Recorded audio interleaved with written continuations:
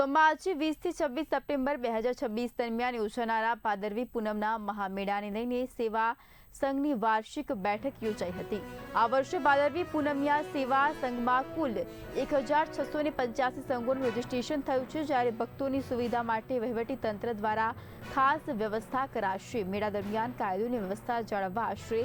7000 police કર્મીઓ તૈનાત રહેશે। 1600 કરતાં પણ વધારે પગપાળા સંઘો આ ટ્રસ્ટ સાથે જોડાયેલા છે। આ પગપાળા સંઘોને મહામેળા દરમિયાન કઈ કઈ બાબતોનું ધ્યાન રાખવું હોય તેની માહિતી આજે આપવામાં આવી। સાથે સાથે તેમના જે પણ પ્રશ્નો છે, તેમની જે રજૂઆતો છે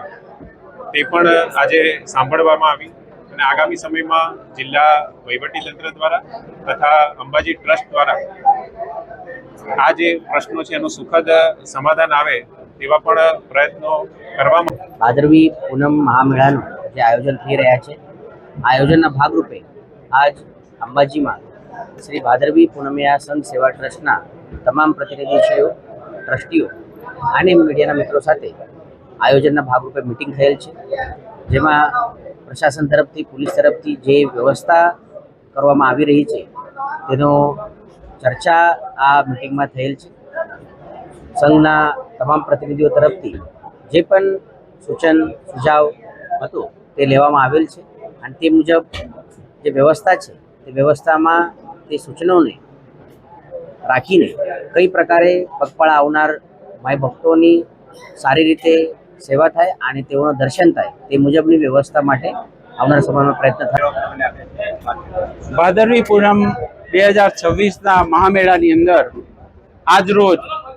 અમારા ટ્રસ્ટ દ્વારા પદયાત્રા સંઘોના સંચાલકો બોલાવી અને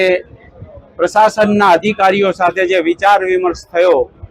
એમાં દર વર્ષે પડતી તકલીફોમાં સ્વચ્છતાનો અભિગમ ફક્ત બનાસકાંઠા જિલ્લો નહીં પણ સમગ્ર ગુજરાતમાંથી જે જિલ્લામાંથી સંઘો નીકળે છે એ બધા જ જિલ્લાની અંદર રોડ ઉપર સ્વચ્છતાનો અભિગમ અપનાવવામાં આવે એવી આજે અમે માગણી કરી છે। બીજા નંબરની અંદર ગયા વર્ષે જે ભાદરવી પૂનમે માં જગદંબાના શિખરે ધજા ચડાવવાની જે વ્યવસ્થા છે એમાં કોઈ પણ કારણસર ખોટવાઈ ગઈ હતી, તો આ શ્રદ્ધાના જે માં જગદંબાના શિખરે ધજા ચડાવવાની વાત છે એમાં સંઘોની ધજાઓ શિખરે ચડે એવી અમે ખાસ વાતાવરણમાં આદરણીય કલેક્ટર સાહેબ, ડીએસપી સાહેબ અને જિલ્લાના અન્ય પદાધિકારી અને અધિકારીઓ સાથે અમારા ભાદરવી પૂનમે સંઘ સેવા ટ્રસ્ટની એક મિટિંગ થઈ।